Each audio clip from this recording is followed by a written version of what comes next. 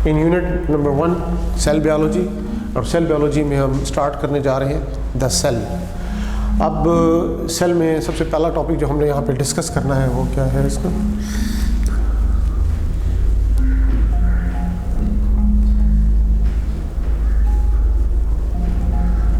Cell membrane. Cell membrane, सबसे पहले देखिए कि cell membrane is present in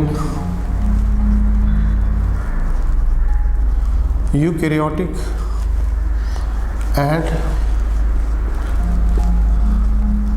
prokaryotic cells, यानी यूकैरियोटिक सेल्स ट्रू सेल्स में भी पाए जाते हैं और प्रोकैरियोटिक सेल्स जो होते हैं जो लाइक बैक्टीरिया एंड साइनोबैक्टीरिया, इनमें भी ये प्रेजेंट होती है।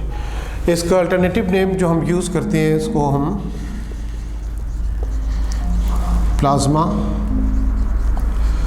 मेम्ब्रेन का नाम भी दिया जाता है। प्लाज्मा का वर्ड इस्तेमाल बेसिकली किसके लिए होता है, फ्लूइड, और फ्लूइड का वर्ड फिर आप देखते हैं किसके लिए इस्तेमाल होता है, that is for cytoplasm.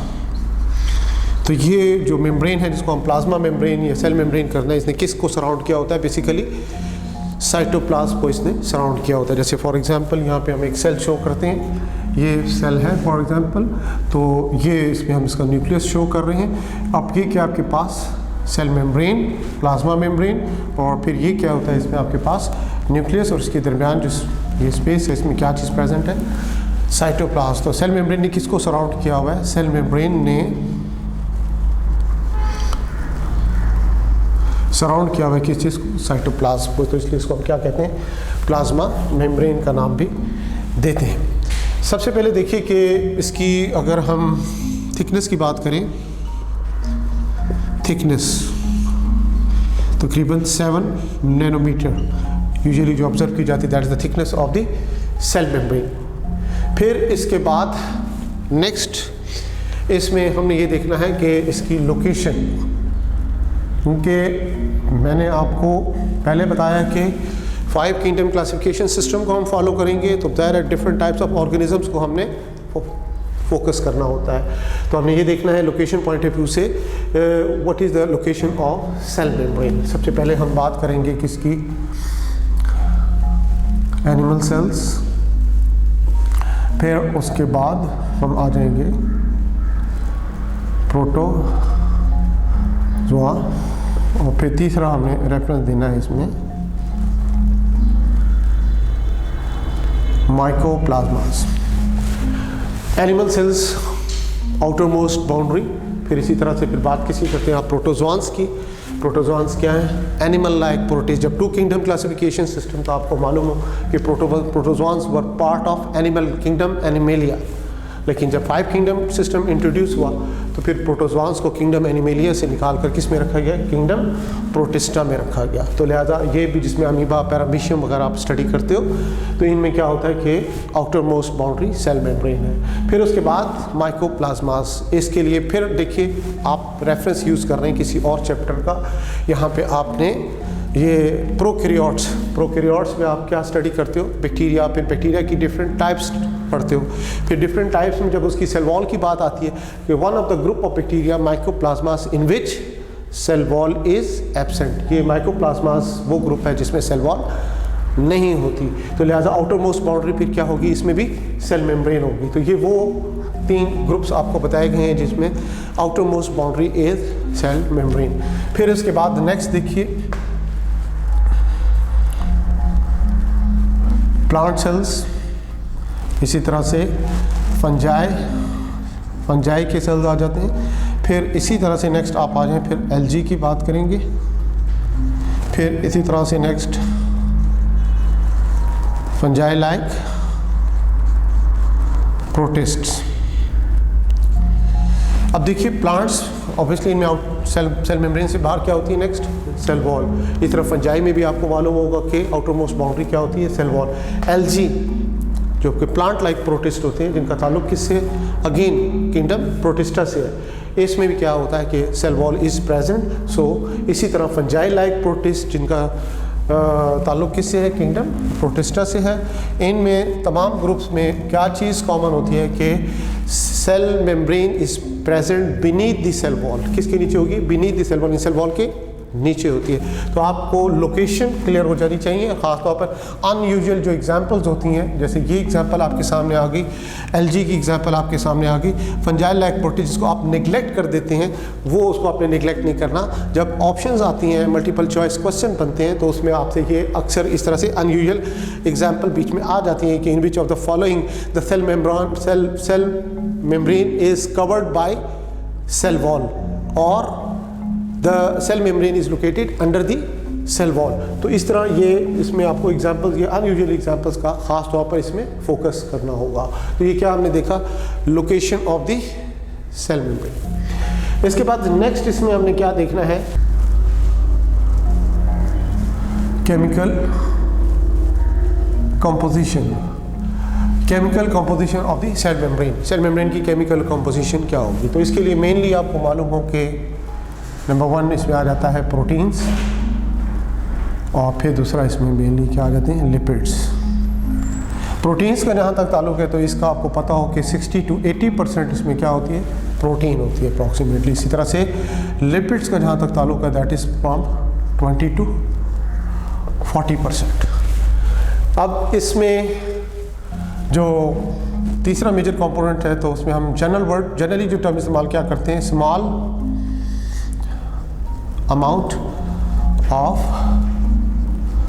Carbohydrates. Small amount of carbohydrates इसमें शामिल होती है। स्मॉल अमाउंट जो गिवन नहीं है, डिफरेंट बुक्स में डिफरेंट डाटा होता है, कई रेफरेंसेस आपको मिलते हैं जैसे 2 to 10%, ये एक रेफरेंस मिलता है, और अबाउट 8%।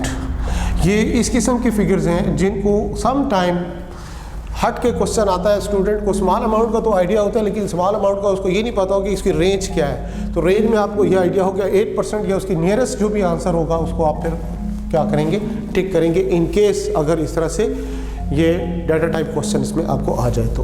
अदरवाइज आपको मेनली फोकस किस पे करना होगा, small amount of carbohydrates. Lipids की फर्दर आगे कैटेगराइजेशन है, phospholipids and cholesterol. Phospholipids and cholesterol के बारे में आपको मालूम हो कि, और फॉस्फोलिपिड्स के बारे में आपको मालूम हो कि जब बायोलॉजिकल मॉलिक्यूल आप पढ़ते हैं लिपिड्स का टॉपिक, तो इसकी ये फर्दर सब ग्रुप्स है जिसको आपने बायोलॉजिकल मॉलिक्यूल्स में फर्दर डिटेल से भी इसको स्टडी करना है। तो इसके अलावा इसमें हमने कार्बोहाइड्रेट का यहाँ पे मेंशन किया था कि कार्बोहाइड्रेट्स भी इसमें प्रेजेंट है स्मॉल अमाउंट। और कार्बोहाइड्रेट्स में जो कार्बोहाइड्रेट्स हैं ये कॉम्बिनेशन फॉर्म में पाए जाते हैं, glycolipids and glycoproteins. Glyco for carbohydrates and lipids, तो ये कॉम्प्लेक्स मॉलिक्यूल कहलाते हैं जिसको आप कॉन्जुगेटेड मॉलिक्यूल्स का नाम भी देते हैं। इसी तरह से ग्लाइको फॉर कार्बोहाइड्रेट्स और प्रोटीन के साथ इसका कॉम्बिनेशन क्या कहलाएगा, ग्लाइकोप्रोटीन। ये ग्लाइकोलिपिड्स और ग्लाइकोप्रोटीन इनकी भी इस सेल प्लाज्मा मेम्ब्रेन के फंक्शंस में बड़ा इंपॉर्टेंट रोल है। इसमें जो फंक्शंस हम स्टडी करते हैं तो उसमें इनका इंपॉर्टेंट रोल आ जाता है। तो अब इसमें देखिए कि जो इसमें मेनली हमने बताया मॉलिक्यूल्स कौन कौन से हैं। एक तो इसमें प्रोटीन्स हैं और दूसरा इसमें लिपिड्स। और लिपिड्स में जो मोस्ट अबंडेंट लिपिड्स वो कौन से होते हैं, वो फॉस्फोलिपिड्स होते हैं। और ये फॉस्फोलिपिड्स जो है ये, और इसी तरह से ये प्रोटीन्स मॉलिक्यूल्स, इनकी अब हमने क्या देखनी है, अरेंजमेंट देखनी है कि प्लाज्मा मेम्ब्रेन यानी सेल मेम्ब्रेन में इन 2 मेजर कंपोनेंट्स की अरेंजमेंट किस तरह से होगी। तो सबसे पहले चीज़ आपको मालूम हो कि फॉस्फोलिपिड, जिसको आपने वैसे तो डिटेल से पढ़ना है आगे चलकर, लेकिन यहाँ पे हमें इसका बेसिक नॉलेज रिकॉल करना है। सबसे पहले देखिए कि फॉस्फोलिपिड मॉलिक्यूल के बारे में आपको पता हो कि इसका हम बेसिक जो इसका स्ट्रक्चर शो करते हैं वो किस तरह से शो करते हैं। ये देखिए इसका ये बेसिक स्ट्रक्चर हमने शो किया है। इसमें आपको उसके टू पार्ट्स क्लियरली नज़र आ रहे हैं। एक यहाँ पे ये इसका हेड है और ये जो पार्ट होता है यहाँ से ये लेकर यहाँ तक ये सारी, ये इसकी क्या कहलाएगी, टेल कहलाएगी, हेड एंड टेल। हेड जो होता है बेसिकली ये इसका पोलर पार्ट है, पोलर पार्ट। और फिर उसके बाद जो ये टेल की हम बात करेंगे, टेल ये क्या होती है, नॉन पोलर होती है। टेल जो है इसमें नॉन पोलर, ये नॉन पोलर होती है। पोलर किस वजह से ये पोलर है ये भी आपको मालूम हो, ये भी आपने आगे चल के इसको डिस्कस करेंगे।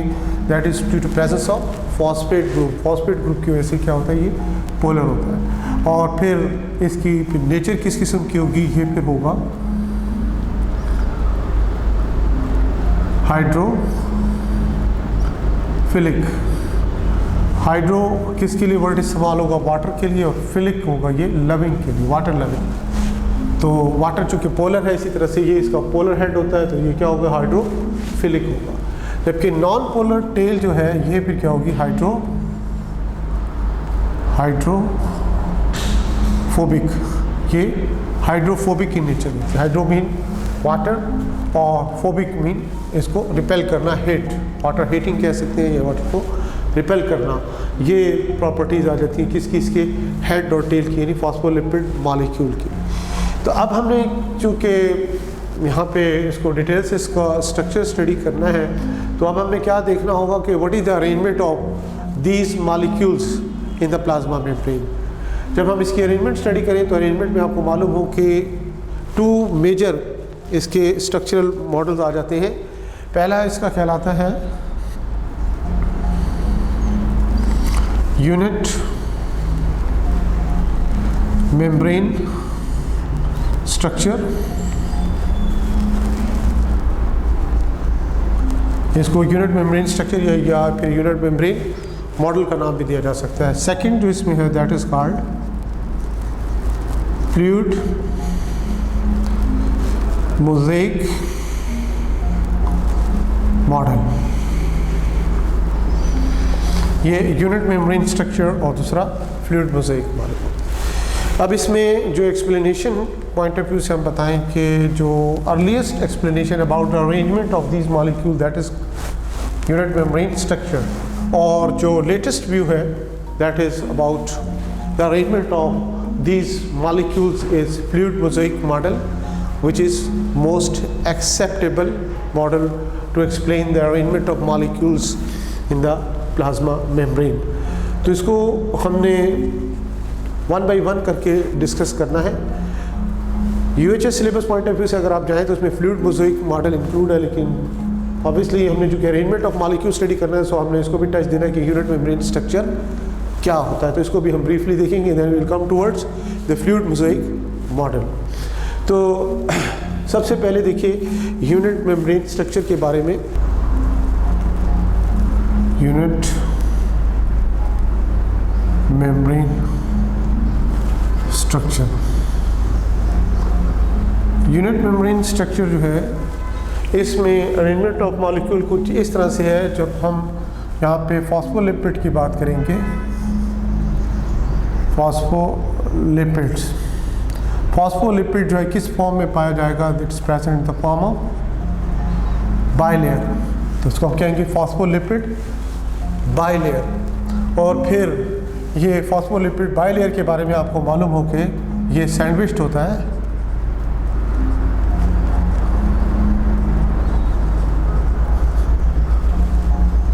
Sandwiched between protein layers. Phospholipid bilayer is sandwiched between protein layers. इसको हम क्या नाम देते हैं, यूनिट मेम्ब्रेन स्ट्रक्चर। इसकी मॉलिक्यूल्स के अरेंजमेंट हम एक सिंपल डायग्राम से यहाँ पे शो करेंगे। जैसे फॉर एग्जांपल अभी हमने बताया था फॉस्फोलिपिड मॉलिक्यूल का स्ट्रक्चर किस किस्म का होता है। यहाँ पे हम शो कर रहे हैं, ये फॉर एग्जांपल हेड्स शो कर रहे हैं किस चीज़ के, फॉस्फोलिपिड मॉलिक्यूल के। ये इसकी साथ टेल, ये आपके पास ये लिपिड फॉस्फोलिपिड की एक लेयर आ जाती है और ये फॉस्फोलिपिड की सेकंड लेयर आ जाती है। और उसके साथ फिर हम अरेंजमेंट शो करते हैं किस चीज़ के, प्रोटीन मॉलिक्यूल्स सरफेस भी ऊपर से शो करेंगे, और सिमिलरली ये आ जाएंगे आपके पास प्रोटीन मॉलिक्यूल्स। ये आपके पास प्रोटीन मॉलिक्यूल्स आ गए, ये भी आपके पास क्या है, प्रोटीन्स। और फिर ये आपके सामने क्या है, ये फॉस्फोलिपिड मॉलिक्यूल्स, इसको नाम क्या देंगे, फॉस्फोलिपिड्स बाइलेयर, फॉस्फोलिपिड बाइलेयर। अब इसमें ये गौर कीजिएगा कि ये इसके हेड्स हैं और ये इसकी क्या है, हेड्स हैं, और ये इसकी क्या कहलाती है, टेल। हेड हमने बताया था पोलर होता है, और ये टेल क्या होती है इसकी, नॉन पोलर होती है, ये नॉन पोलर। और ये हाइड्रोफोबिक होने की वजह से ये इनका हाइड्रोफोबिक इंटरेक्शन बनता है और ये अंदर की तरफ आ जाती हैं, इसको फॉस्फोलिपिड बाइलेयर का नाम दिया जाता है। तो ये पार्ट इसका बेसिकली क्या होगा, हाइड्रोफिलिक, और ये इसका पार्ट कौन सा होगा, ये भी हाइड्रोफिलिक, और ये पार्ट इसका क्या कहलाएगा, hydrophobic.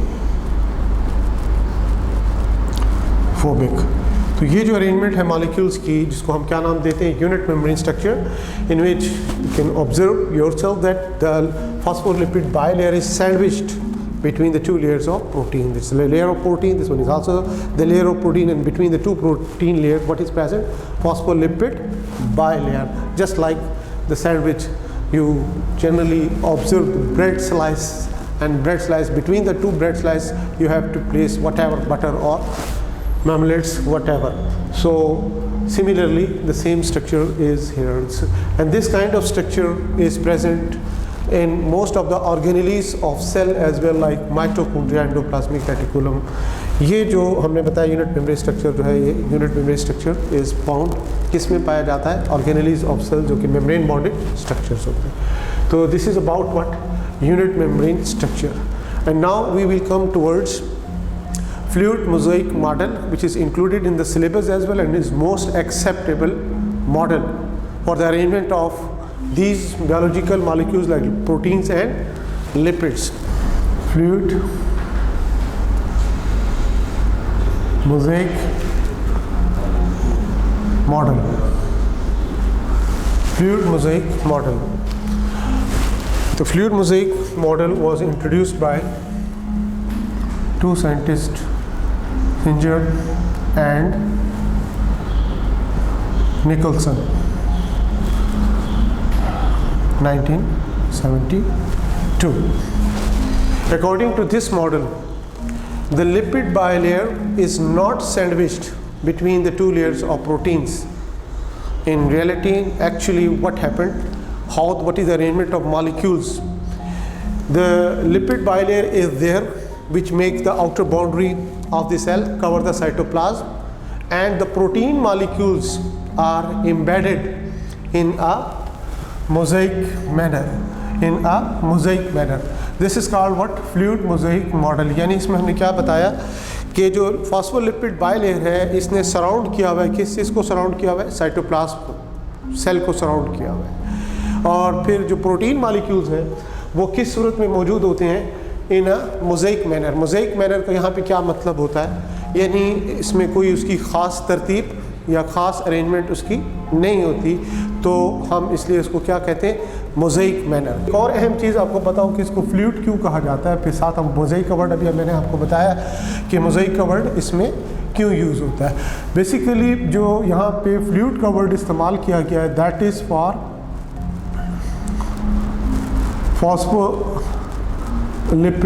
Phospholipid bilayer. Phospholipid bilayer के लिए वर्ड इस्तेमाल किया जाता है, क्या चीज़, ये फ्लूइड का वर्ड इस्तेमाल होता है। उसकी रीज़न क्या होती है कि स्टैटिक नहीं होते मॉलिक्यूल्स, ये मूव करते हैं, साइड वे में क्या करते हैं, मूव करते हैं, इसलिए इसको हम क्या कहते हैं, फ्लूइड का नाम देते हैं। और मोज़ेक का वर्ड हमने बताया कि ये मोज़ेक क्या होता है कि ये प्रोटीन मॉलिक्यूल्स है जिसकी कोई स्पेसिफिक पोजीशन नहीं होती, वेरी करती है within the same cell membrane and among the different cell membrane of different cells, इसकी पोजीशंस क्या होंगी, डिफरेंट होगी।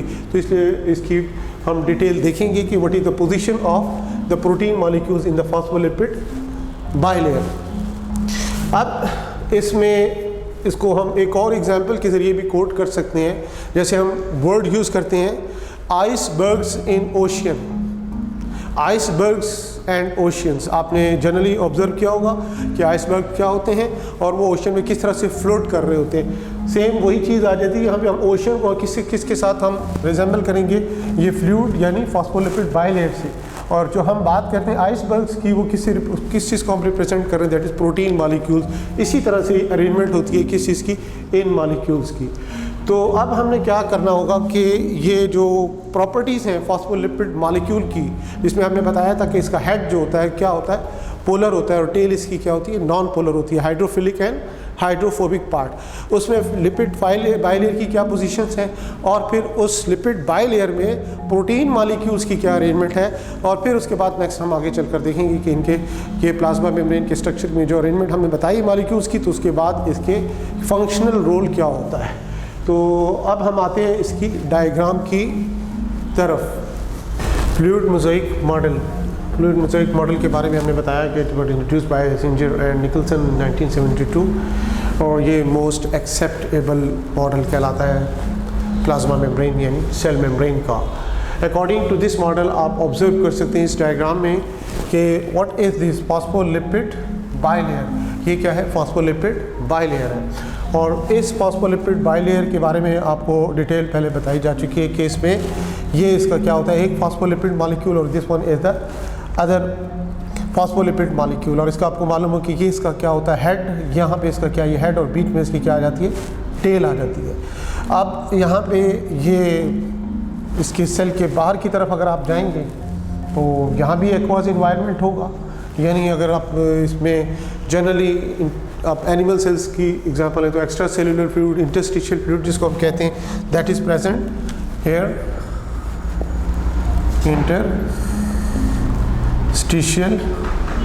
फ्लूइड मेन कंपोनेंट इसका क्या होता है, ऑब्वियसली वाटर। इसी तरह से इस इधर भी आप देखिए कि यहाँ पे इनसाइड यानी सेल के अंदर की तरफ साइटोसोल होता है, एंड साइटोप्लाज्म का जो सॉल्युबल पार्ट उसे हम क्या कहते हैं, साइटोसोल कहते हैं। यहाँ भी मेन कंपोनेंट इसका क्या होता है, वाटर होता है। तो आउटसाइड भी वाटर, इनसाइड भी क्या होता है, वाटर। तो ये भी पोलर एंड है, ये भी पोलर एंड है, तो ये इस किस तरफ होगा, towards the water, water loving है। ये भी वाटर लविंग है, हाइड्रोफिलिक है towards the water, and this one also towards the water.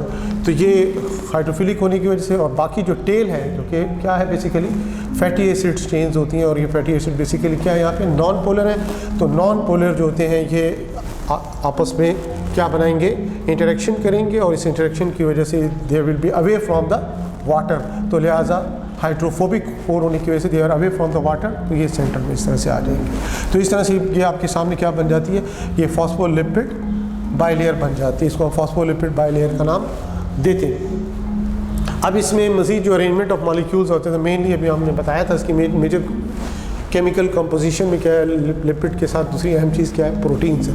और प्रोटीन मॉलिक्यूल्स के बारे में आपको बताया गया था इन अ मोज़ाइक मैनर। तो आप देख सकते हैं कि ये इनकी पोजीशंस क्या होती हैं, सेल मेम्ब्रेन में डिफरेंट होती हैं। सेल मेम्ब्रेन में डिफरेंट होने के नाते आप देख सकते हैं कि कुछ प्रोटीन्स ऐसी हैं जो कि इसकी इंटरनल सरफेस में है, कुछ प्रोटीन जो होती हैं इसकी एक्सटर्नल सरफेस पे भी पाई जाती हैं।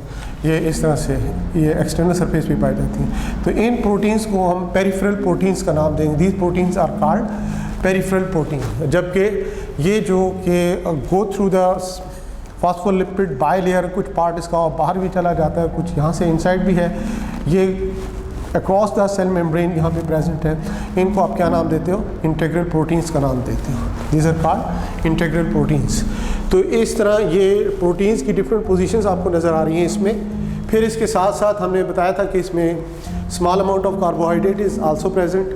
स्मॉल अमाउंट ऑफ कार्बोहाइड्रेट में आप गौर कीजिएगा कि ये कार्बोहाइड्रेट, ये क्या है, यहाँ पे कार्बोहाइड्रेट्स है, और ये कार्बोहाइड्रेट्स किसके साथ लिंक्ड है, यहाँ पे प्रोटीन मॉलिक्यूल के साथ लिंक्ड है।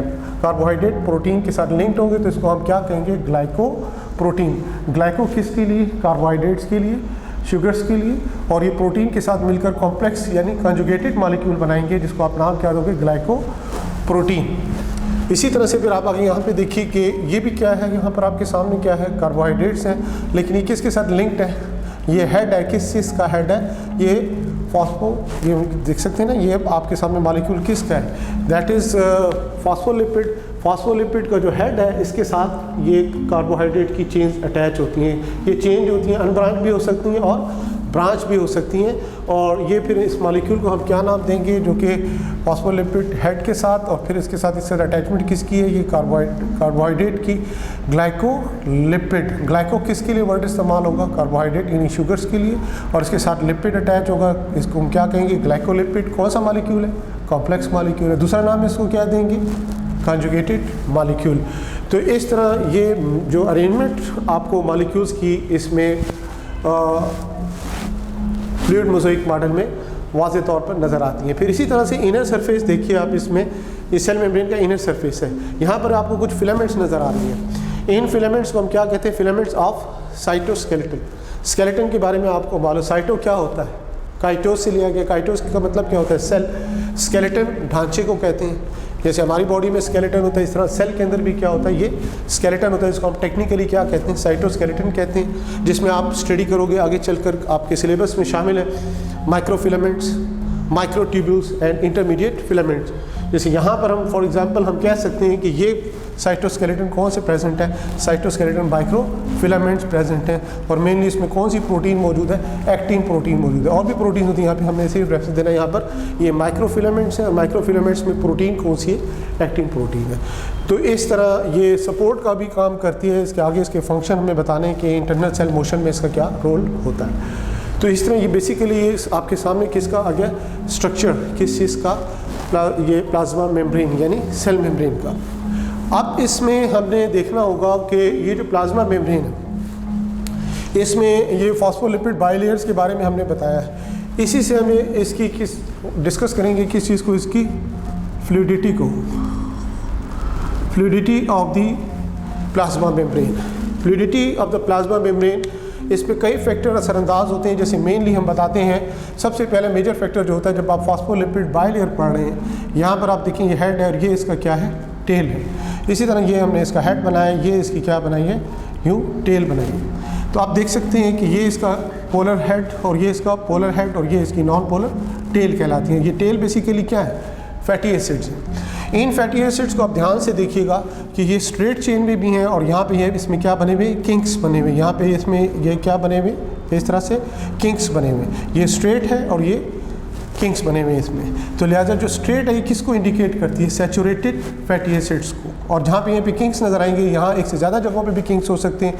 ये किस चीज़ को इंडिकेट करते हैं कि यहाँ पे कार्बन एटम्स के दरमियान डबल बॉन्ड प्रेजेंट है, यानी कि ये क्या है, अनसैचुरेटेड फैटी एसिड्स हैं। ये भी क्या है, अनसैचुरेटेड फैटी एसिड्स। तो फ्लूइडिटी जो होती है सेल मेम्ब्रेन की किस पे डिपेंड कर रही है इस वक्त, ये फैटी एसिड्स पर। अगर यहाँ पे फैटी एसिड्स होंगे ज़्यादा, कौन से, सैचुरेटेड फैटी एसिड्स होंगे, तो ये क्या होगी, सेल मेम्ब्रेन क्या होगी, लेस फ्लूइड होगी, it will be less fluid. और अगर इसमें अनसैचुरेटेड फैटी एसिड ज़्यादा होंगे तो ये सेल मेम्ब्रेन क्या होगी, ये मोर फ्लूइड कहलाएगी। तो इस तरह फ्लूइडिटी जो है इसका एक बेसिक पैटर्न जो इस पर डिपेंड किस पे कर रहा है, ये फैटी एसिड किस किस्म की है। फिर इसके अलावा इसमें और भी फैक्टर होते हैं कि फैटी एसिड्स की लेंथ कितनी होती है। फैटी एसिड की लेंथ कम हो तो ये फ्लूइड है, और जब लेंथ ज़्यादा हो और फिर साथ साथ सैचुरेटेड फैटी एसिड तो बिकम लेस फ्लूइड होगी। इस तरह से ये भी इसमें एक फैक्टर होता है जो कि इसकी फ्लूइडिटी पर असरअंदाज होता है। तो ये बेसिकली अभी हमने क्या बताया, फ्लूइडिटी के बारे में बताया है, इसकी प्लाज्मा मेम्ब्रेन की वो किस पे डिपेंड कर रहा है। इसी तरह से फिर देखिए कि फ्लूइडिटी जो है मेंटेन कैसे होती है, वो डिपेंड करता है। इसमें और भी मॉलिक्यूल्स हैं यहाँ पे, जैसे फॉर एग्जांपल आप देखिए इसमें हमने बताया कि ये बीच बीच में हमने शो किया फॉस्फोलिपिड बाइलेयर के दरमियान वेज्ड होती हैं क्या चीज़, ये कोलेस्ट्रॉल मॉलिक्यूल। कोलेस्ट्रॉल मॉलिक्यूल के बारे में आपको मालूम हो कि ये यूकैरियोटिक सेल्स में प्रेजेंट है, they are absent in prokaryotes. यानी बैक्टीरिया की सेल मेम्ब्रेन जब आप स्टडी करते हैं तो उनमें आप जब स्टडी करोगे तो आपको पता होना चाहिए अभी से कि cholesterol is absent in prokaryote, present in eukaryotes. Eukaryote cells में ये कोलेस्ट्रॉल क्या है, प्रेजेंट है। अब इसका रोल क्या होता है, इसका रोल बेसिकली यहाँ पर हमने बताना है कि इसी तरह जैसे यहाँ पर ये देख सकते हैं हेड और टेल की सूरत में इसकी भी पोजीशन की इसी तरह से होती है। इसका OH ग्रुप किस तरफ होता है, टुवर्ड द पेरिफेरी। बाकी जो इसका रिंग स्ट्रक्चर होता है वो बीच में होता है। और ये किसके दरमियान है, बिटवीन फॉस्फोलिपिड मॉलिक्यूल्स के दरमियान ये वेज्ड होता है, बीच में ये प्रेजेंट होता है। और इसका काम क्या होता है कि जो ये फ्लूइडिटी की स्टेबिलिटी है इसको मेंटेन करना बॉडी टेम्परेचर पे, जैसे हम कहते हैं कि जो इसकी फ्लूइडिटी है इसको स्टेबलाइज करना, ये स्टेबलाइज करेगा किस चीज़ को, इसकी फ्लूइडिटी को। इसी तरह से लो टेम्परेचर में क्या होता है आमतौर पे कि फ्लूइडिटी कम होने के चांसेस होते हैं, तो लिहाजा फ्लूइडिटी लो टेम्परेचर में भी मेंटेन कौन करता है, यही कोलेस्ट्रॉल मेंटेन करता है। तो लिहाजा ये मेजर रोल आ जाते हैं किस चीज़ के, कोलेस्ट्रॉल के। और इसी तरह से हम जब इसके फंक्शंस की तरफ जाएंगे आपको मालूम हो कि यहाँ से मूवमेंट ऑफ मॉलिक्यूल्स और आयंस होता है या सब्सटेंसेस की मूवमेंट होती है from outside to inside, from inside to outside, इनकी मूवमेंट भी होती है। तो लिहाजा उस मूवमेंट में ख़ास तौर पर जो आयनिक सब्सटेंसेस होते हैं they can not pass easily across the phospholipid bilayer, तो उसमें हेल्प मज़ीद कौन कर रहे होते हैं, कोलेस्ट्रॉल मॉलिक्यूल हेल्प कर रहे होते हैं कि उसकी परमिएबिलिटी पर जाकर इफ़ेक्ट करते हैं और ये ख़ास तौर पर आयनिक और पोलर सब्सटेंसेस को मूव करने से रोकते हैं along with what, phospholipid bilayer. तो इस तरह ये कोलेस्ट्रॉल मॉलिक्यूल के बारे में आपको क्लियर हो कि ये किस तरह से यहाँ पे प्रेजेंट है। अब इसमें आप देखिए कि जब हम प्लाज्मा मेम्ब्रेन को यहाँ पे स्टडी कर रहे हैं, इसमें आप देख रहे हैं कि इसमें प्रोटीन्स प्रेजेंट होती हैं। आपको प्रोटीन्स को हमने दो कैटेगरीज में डिवाइड किया है, एक पेरिफेरल प्रोटीन्स है और दूसरी इसमें कौन सी हैं, इंटेग्रल प्रोटीन्स होती हैं। अब ये मेनली जो आप देखें जो इंटेग्रल प्रोटीन्स हैं ये डिफरेंट सेल्स की सेल मेम्ब्रेन्स में इनके डिफरेंट रोल होते हैं। जैसे फॉर एग्जांपल यहाँ पे हम बताते हैं कि ये फॉर एग्जांपल सेल मेम्ब्रेन है, ये हमने सेल मेम्ब्रेन शो की। अब इस सेल मेम्ब्रेन में आपको पता है ये क्या है, व्हाट इज दिस,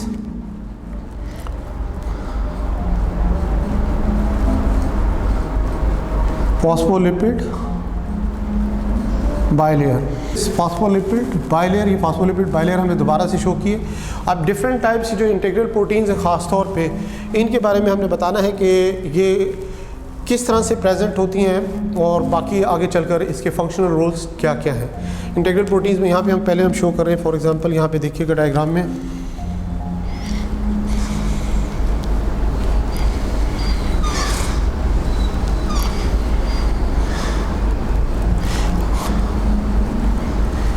आप देख सकते हैं इस प्रोटीन को कि ये किस तरह से इंटीग्रल प्रोटीन है और ये बिल्कुल क्या है, बिल्कुल एम्बेडेड है इन फॉस्फोलिपिड बाइलेयर। आप इसमें बीच में से देखिएगा कि ये पाथवे बना हुआ है, ये पाथवे बना हुआ है। ये क्या बेसिकली इस पाथवे को हम क्या कहते हैं, चैनल।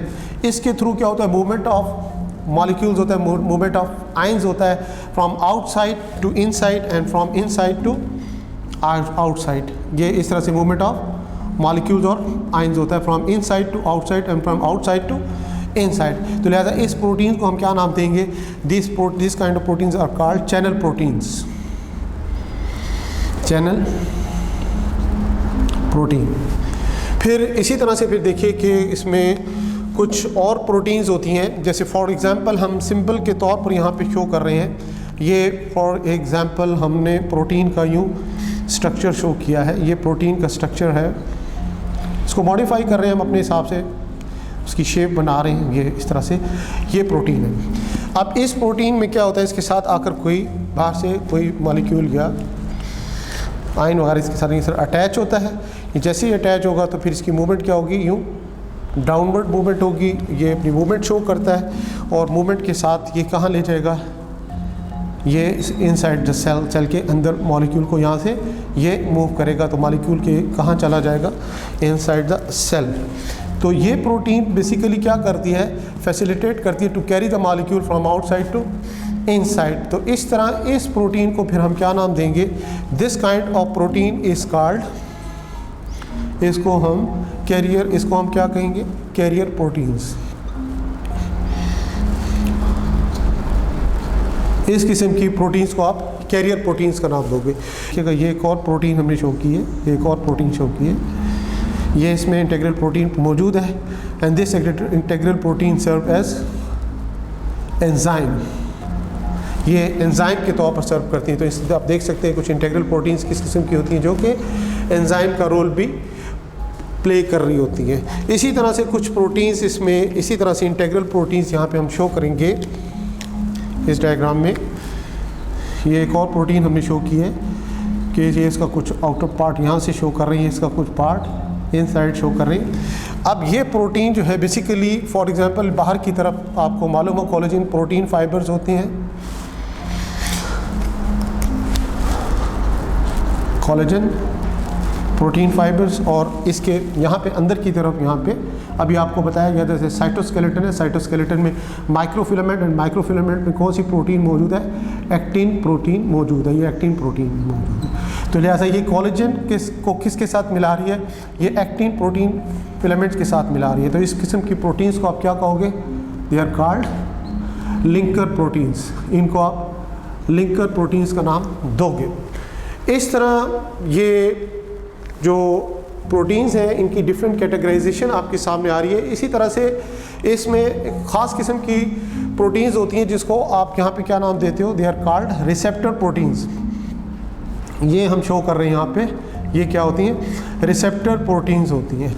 ये रिसेप्टर प्रोटीन्स का क्या काम होता है, जो भी यहाँ पे मॉलिक्यूल यहाँ पर आएगा उसको रिसेप्टर मॉलिक्यूल के साथ उसने क्या करना होता है, उसको डिटेक्ट करना होता है। ये कौन सा मॉलिक्यूल आएगा जिसको ये डिटेक्ट करेंगी, ये कोई हार्मोन भी हो सकता है, ये कोई न्यूरोट्रांसमीटर भी हो सकता है, इसी तरह से और कोई इसमें टॉक्सिन केमिकल वगैरह भी हो सकता है। तो लिहाजा ये क्या कहलाती हैं, जिनको हम क्या कहते हैं, रिसेप्टर प्रोटीन्स का नाम देते हैं।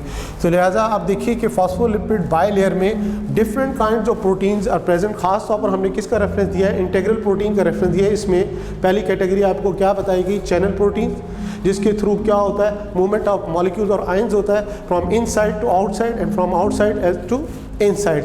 इसी तरह कैरियर प्रोटीन्स आपको बताई गई जो कि कैरी करती हैं, फैसिलिटेट करती हैं मॉलिक्यूल्स को to move from outside to inside और फ्रॉम इनसाइड टू आउटसाइड। इसी तरह से इंटीग्रल प्रोटीन में आपने देखा कि कुछ प्रोटीन्स की कौन सी होती हैं जो सर्व एज एंजाइम्स। इसी तरह से इसी में एक और कैटेगरी आपको बताएगी लिंकर प्रोटीन्स, जो कि आउटसाइड कोलेजन प्रोटीन फाइबर्स को किसके साथ लिंक करती हैं, एक्टिन। इसी वजह से ये जो हम कहते हैं ना सपोर्ट मिलती है सेल को, वो सपोर्ट मिलने की मेन रीज़न क्या होती है कि एक तो एक्स्ट्रा सेलुलर मैट्रिक्स होता है और दूसरा अंदर की तरफ क्या होता है, ये साइटोस्केलेटन होता है। साइटोस्केलेटन का मेन रोल क्या है, स्केलेटन यानी सपोर्ट प्रोवाइड करना। तो लिहाजा इनका क्या होता है, सपोर्टिंग रोल भी यहाँ पर आपको मिलता है। तो लिहाजा ये डिफरेंट प्रोटीन्स को यहाँ पे हमने डिस्कस किया। अब इसमें नेक्स्ट इसमें जो हमने अहम चीज़ देखनी है वो कि इसके फंक्शंस क्या होते हैं, किसके, प्लाज्मा मेम्ब्रेन के functions of plasma membrane. Functions को जब हम सिस्टमेटिकली देखते हैं तो हमें फिर आइडिया होता है कि जैसे फॉर एग्जांपल हम परमेबिलिटी की बात करें, इसकी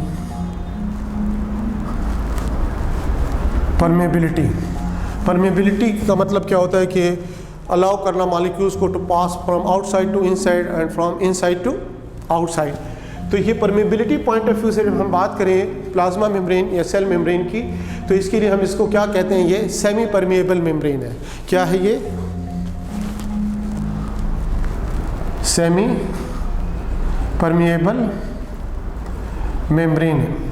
सेमी परमेएबल मेम्ब्रेन इसको क्यों कहते हैं कि ये कुछ मॉलिक्यूल्स को तो गुजरने देती है फ्रॉम आउटसाइड टू इनसाइड और फ्रॉम इनसाइड टू आउटसाइड, और कुछ मॉलिक्यूल्स को यहाँ से गुजरने नहीं देती। तो इसलिए हम क्या कहते हैं, इसको सेमी परमेएबल मेम्ब्रेन का नाम देते हैं। इसी तरह से इसको हम और नाम क्या देंगे, ये सेलेक्टिवली परमेएबल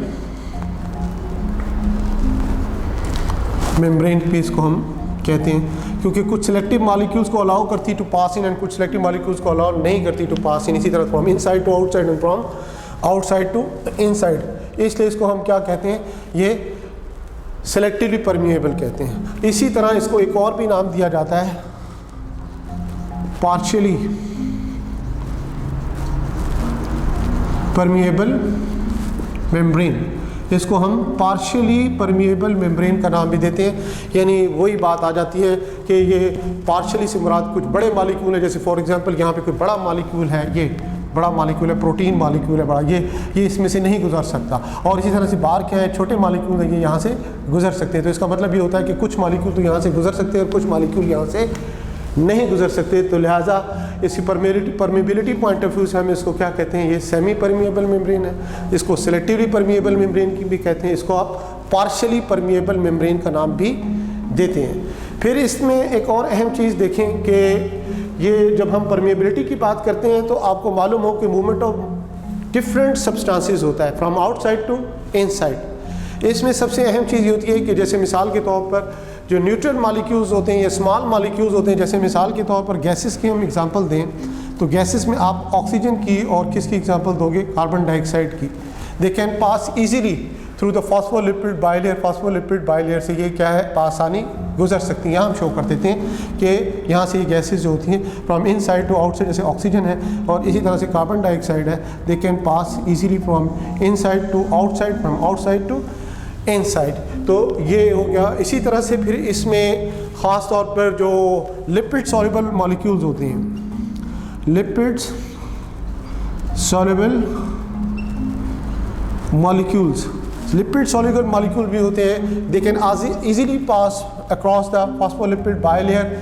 ये इसमें से आसानी से गुजर सकते हैं क्योंकि फिर जो फॉस्फोलिपिड बाइलेयर की नेचर क्या है, लिपिड इन नेचर है, तो लिहाजा lipid soluble molecule can also pass easily across the. लेकिन जब हम बात करेंगे जो चार्ज पार्टिकल्स की, चार्ज पार्टिकल्स, और यहाँ हम इसकी बात करेंगे आयंस की, जो आयंस होते हैं या इसके अलावा और दूसरे जो पोलर सब्सटेंसेस होते हैं, they can not pass easily across the phospholipid bilayer. इनके लिए फिर आपने बताएंगे हम आगे चलकर कि इनके लिए क्या होता है। के बाद नेक्स्ट जो इसकी बात करेंगे प्लाज्मा मेम्ब्रेन की, वो इसी रेफरेंस से हमने बात करनी है। परमिबिलिटी की तो हमने बात की है। इसमें जैसे हम बात करते हैं साइटोसिस, कि साइटोसिस क्या होता है, इसमें फिर हम डिस्कस करेंगे कि एंडोसाइटोसिस क्या है और एक्सोसाइटोसिस क्या है। इसी तरह से फिर हमें देखना है कि पैसिव ट्रांसपोर्ट क्या होती है और एक्टिव ट्रांसपोर्ट क्या होती है। ये भी चूँकि इसका लिंक किसके साथ है, प्लाज्मा मेम्ब्रेन के साथ है, तो उससे भी हमने अब इसके पैरेलल डिस्कस करना होगा कि what is passive transport and what is active transport. Passive transport क्या होती है और एक्टिव ट्रांसपोर्ट क्या होती है। इसमें सबसे पहले हम देखेंगे पैसिव ट्रांसपोर्ट। पैसिव ट्रांसपोर्ट में आप क्या देखते हो, diffusion and osmosis. Diffusion and osmosis.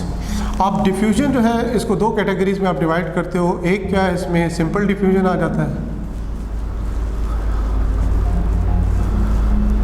और दूसरा इसमें आ जाएगा फैसिलिटेटेड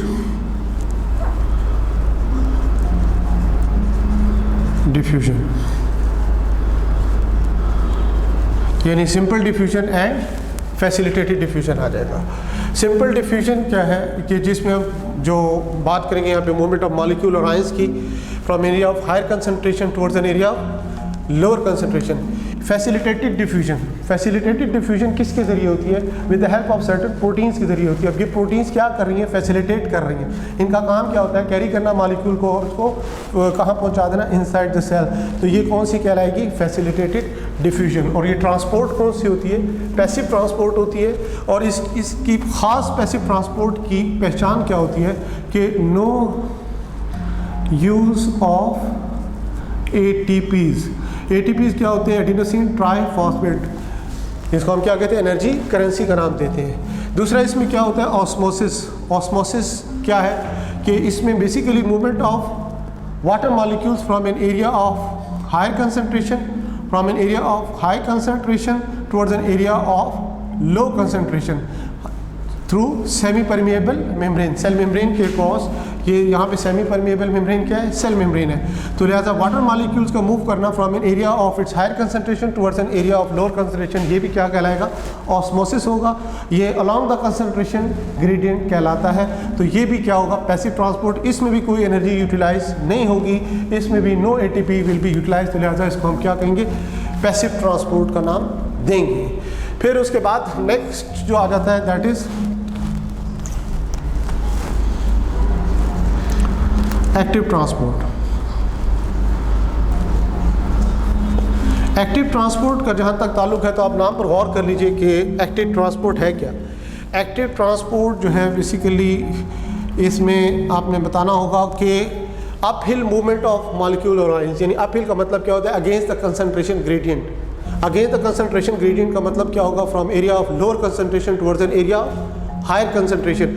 जब लोअर से हायर कंसंट्रेशन की तरफ जब भी मूवमेंट ऑफ मॉलिक्यूल और आयंस होगा तो obviously there is need of what, energy. इसके लिए क्या चाहिए होगी, एनर्जी चाहिए होगी। और एनर्जी किस फॉर्म में चाहिए होगी, again in the form of ATP adenosine triphosphate की फॉर्म में एनर्जी चाहिए होगी।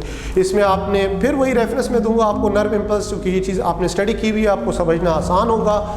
सोडियम पोटेशियम पंप की बात करते हैं, रेस्टिंग मेम्ब्रेन पोटेंशियल में आपको मालूम होगा कि सोडियम आयन जो होते हैं वो भी again the concentration gradient move करते हैं फ्रॉम इनसाइड टू आउटसाइड। इस तरह पोटेशियम आयन जो होते हैं आउटसाइड टू इनसाइड मूव करते हैं, वो भी क्या करते हैं, again the concentration gradient move करते हैं। यानी कि सोडियम आयंस की कंसंट्रेशन 10 टाइम्स 10 फोल्ड ग्रेटर होती है आउटसाइड देन इनसाइड, और इसी तरह पोटेशियम आयन की कंसंट्रेशन इनसाइड ज़्यादा होती है एज कम्पेयर टू आउटसाइड। लिहाजा सोडियम जो होते हैं लोअर से हायर की तरफ जा रहे होते हैं, इसी तरह से पोटेशियम भी लोअर से हायर की तरफ आ रहे हैं against the concentration gradient.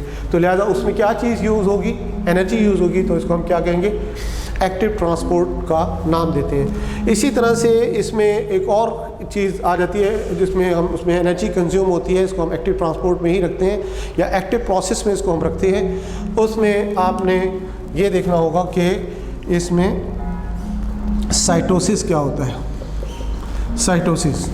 Cytosis का मतलब होता है कि मटेरियल का मूव करना, मटेरियल जो भी है इसका मूव करना किस फॉर्म में, ये वैक्यूल की फॉर्म में मूव करना क्या कहलाएगा, साइटोसिस कहलाएगा।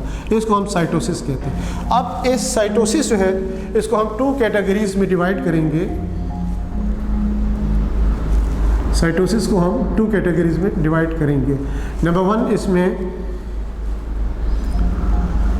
एंडो साइटोसिस आ जाता है और दूसरा इसमें एक्सो साइटोसिस आ जाएगा। Endocytosis and exocytosis.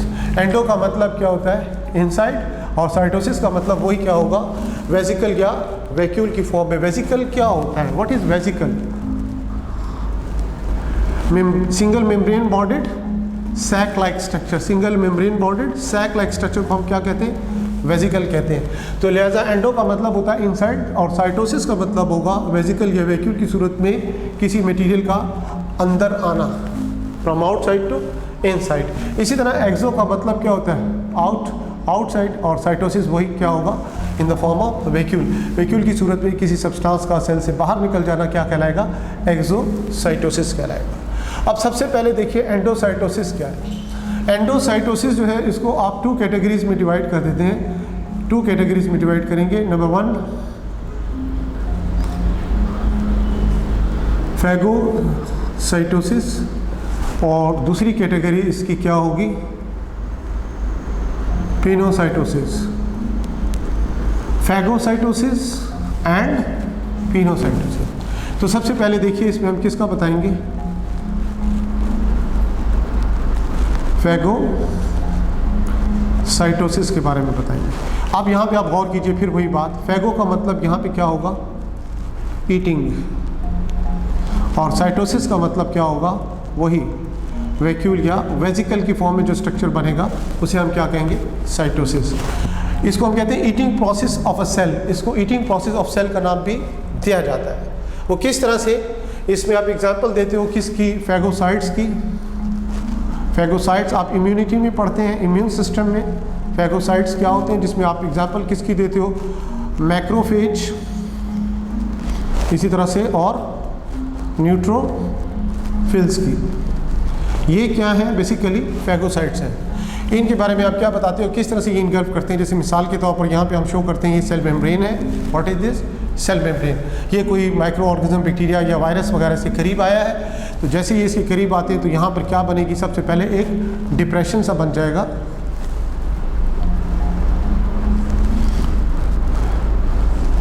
इस तरह से डिप्रेशन से बनेगा, और ये जो भी फूड पार्टिकल है, वटेवर जर्म वगैरह, वो कहाँ पे आ जाएगा, इस डिप्रेशन में आ जाएगा। इसको आप फूड कप का भी नाम दे सकते हैं। इसी तरह से फिर क्या होगा कि सेल मेम्ब्रेन यहाँ से, ये यहाँ से सेल मेम्ब्रेन ये आपस में यहाँ से ये मिल जाएगी। जब सेल मेम्ब्रेन आपस में मिल जाएगी तो अंदर क्या बन जाएगा, एक वेसिकल लाइक स्ट्रक्चर बन जाएगा। और इस वेसिकल या वैक्यूल लाइक स्ट्रक्चर जिसमें इनगल्फ पार्टिकल भी है, इसको आप क्या नाम दे दोगे, that is called what, food vacuole. और फिर उसके बाद इसमें ये आगे चलकर इस पर एक्शन किसका होगा वो आप आगे चलकर डिस्कस करोगे। उस पर जाके एक्शन किसका होगा, लाइजोसोम, जो उसमें क्या होते हैं एंजाइम जो कि इसको डाइजेस्ट करेंगे, जिसको फिर आगे चलकर आप नाम क्या दोगे, intracellular digestion, the digestion which takes place inside the cell. तो ये प्रोसेस क्या कहलाएगा, इसको हम फैगोसाइटोसिस कहेंगे। सॉलिड पार्टिकल सेल मेम्ब्रेन से टकराया, डिप्रेशन बना, डिप्रेशन बनने के बाद सेल मेम्ब्रेन ने अपने आप को यहाँ से रिपेयर किया, आपस में मिल गया और उसके बाद ये क्या बन गया, इनगल्फ क्या हो गया, food particle in the form of what, vacuole और वेसिकल। इसे हम टेक्निकली क्या कहेंगे, इसको टेक्निकली फैगोसाइटोसिस का नाम कहेंगे। इसी तरह से दूसरा इसमें कौन सा होता है, that is called pinocytosis. Pinocytosis यानी यहाँ पे पिनो में यहाँ पे मतलब क्या होगा, drinking process of a cell is called pinocytosis. इसमें क्या होता है कि जो भी फ्लूइड है यहाँ पे हम शो करते हैं, यहाँ इस जगह पे हम, ये फॉर एग्जांपल सेल मेम्ब्रेन है, यहाँ पर ये फ्लूइड में क्या है, कुछ मॉलिक्यूल्स वगैरह हैं, डिजॉल्व सब्सटेंसेस भी हैं। तो ये क्या होगा, ये इसके साथ आके टकराएगा, तो साथ ही इसमें नेक्स्ट स्टेप में क्या होगा, एक छोटा सा यूँ डिप्रेशन सा बनेगा। ये देखिए डिप्रेशन जो बन रहा है कंपैरेटिवली, यहाँ पे लार्ज डिप्रेशन बन रहा है, यहाँ पे स्मॉल डिप्रेशन बनेगा और ये जो फ्लूइड होगा अलॉन्ग विद मॉलिक्यूल्स किसमें, इसमें आ जाएगी। और इसके बाद नेक्स्ट स्टेप में सेल मेम्ब्रेन आपस में ज्वाइन हो जाएगी, कहाँ से, इधर से, और ये छोटे वैक्यूल बन जाएंगे। इसको हम क्या कहेंगे, प्रोसेस क्या कहलाएगा, drinking process of a cell. तो फ्लूइड फॉर्म में आप देख रहे हैं कि ये क्या हो रहा है, इनगल्फ हो रही है। तो endocytosis, phagocytosis and pinocytosis. Next इसमें आप किसका बताओगे, एक्सोसाइटोसिस का। अब एक्सोसाइटोसिस क्या होता है, एक्सो का मतलब पहले आपको बता दिया आउटसाइड, और साइटोसिस वही वैक्यूल या वेसिकल्स की फॉर्म में किसी मटेरियल का सेल से बाहर निकल जाना क्या कहलाएगा, दैट इज कॉल्ड एक्सोसाइटोसिस। बच्चों इसके लिए फिर आप क्या देखते हो कि आपने गोल्जी ऑपरेटर्स आगे चलकर डिस्कस करना है। गोल्जी ऑपरेटर्स के साथ आपको मालूम है गोल्जी वेसिकल्स भी होते हैं, और गोल्जी वेसिकल में क्या होती हैं, सेल सेक्रीशंस। और वो सेल सेक्रीशंस जैसे फॉर एग्जाम्पल मैं रफली यहाँ पे आपको यहाँ शो करूँगा, क्योंकि इसको आपने आगे चलकर डिटेल से डिस्कस करना है। ये हम शो कर रहे हैं कि ये आपके पास गोल्जी ऑपरेटर्स और ये गोल्जी ऑपरेटर्स, और फिर इससे क्या ये यहाँ से बडिंग ऑफ हो रहा है। बडिंग ऑफ से मुराद, बड ऑफ से मुराद क्या होता है, अलग हो जाना। पहले बनते हैं इस तरह वेसिकल और उससे फिर क्या होते हैं, बडेड ऑफ होते हैं। इसमें क्या होता है, सेल सिक्रीशंस होती हैं और जाकर ये किससे टकराएगा, सेल मेम्ब्रेन से, और सेल मेम्ब्रेन यहाँ से रप्चर होगी और जो भी मटेरियल होगा वहाँ से क्या होगा, सेल से बाहर आ जाएगा। तो इस प्रोसेस को हम क्या कहेंगे, वेसिकल्स की फॉर्म में क्या हो रहा है, ये from inside to outside, cell के अंदर से मटीरियल कहाँ जा रहा है, बाहर जा रहा है। इसको आप टेक्निकली क्या कहोगे, एक्सोसाइटोसिस का नाम दोगे। ये एक्सोसाइटोसिस कहलाता है। जितने भी सिक्रेटरी सेल्स होते हैं उनके बारे में आपको मालूम हो कि सिक्रेटरी सेल्स होते हैं, उनमें जो सिक्रीशन है, पेंक्रियाज है, पेंक्रियाटिक जूस है, सिक्रीट होते हैं उसके सेल से, तो वो किसके ज़रिए होते हैं कि एक्सोसाइटोसिस के ज़रिए सेल से क्या होता है, सिक्रीट होते हैं। और एक और अहम बात बच्चों, इसमें आप इसको समझते जाओ कि हम एक वर्ड इस्तेमाल करते हैं, symmetry. Plasma membrane, cell membrane जो होती है, ये आम तौर पर ये क्या होती है, एसिमेट्रिकल होती है। एसिमेट्रिकल का मतलब क्या होता है कि ये इसकी आउटर सरफेस है, ये इसकी क्या है, इनर सरफेस है। ये आउटर और इनर सरफेस सिर्फ एक सेल की हम बात कर रहे हैं, डिफरेंट सेल्स की बात नहीं कर रहे हैं। एक ही सेल में आप देखिए कि एक सेल में ये जो इसका पोलर हेड है, ये पोलर हेड है, इसकी केमिकल नेचर में कुछ ना कुछ फ़र्क होता है, तो लिहाजा ये एक जैसे नहीं होते। फिर इसी तरह से आउटर सरफेस पर हमने पहले बताया था कि कुछ प्रोटीन्स के साथ क्या अटैच होते हैं, कार्बोहाइड्रेट्स चेन की सूरत में अंदर की तरफ होते हैं, नहीं होते। ग्लाइकोप्रोटीन्स कहाँ बनती हैं, बाहर की तरफ बनती हैं, अंदर की तरफ नहीं बनती। तो लिहाजा ये क्या होगा कि ये आउटर और इनर सरफेस क्या होंगे, एक दूसरे से बिल्कुल डिफरेंट होंगे। इसी तरह से फिर हम इसमें ये चीज़ बताते हैं कि अंदर की तरफ यहाँ पे क्या होता है, ये स्केलेटन, किस चीज़ का स्केलेटन होता है, माइक्रोफिलामेंट्स का स्केलेटन होता है। बाहर की तरफ माइक्रोफिलामेंट का स्केलेटन नहीं होता, एक्स्ट्रा सेलुलर मैट्रिक्स ज़रूर होता है, लेकिन माइक्रोफिलामेंट का स्केलेटन यहाँ पे नहीं होता। तो लिहाजा दो साइड्स आप देख सकते हैं एक जैसी नहीं होती। फिर प्रोटीन्स की पोजीशंस हैं, डिफरेंट सेल्स में इनकी पोजीशंस क्या होती हैं, डिफरेंट होती है, और विद इन सेम सेल भी क्या होती है, इनकी पोजीशन डिफरेंट होती है। लिहाजा two sides are not symmetrical. इसलिए हम प्लाज्मा मेम्ब्रेन के बारे में हम क्या कहते हैं, ये प्लाज्मा मेम्ब्रेन क्या होती है, एसिमेट्रिकल होती है। इसी तरह ग्लाइकोप्रोटीन और ग्लाइकोलिपिड की हमने बात की थी।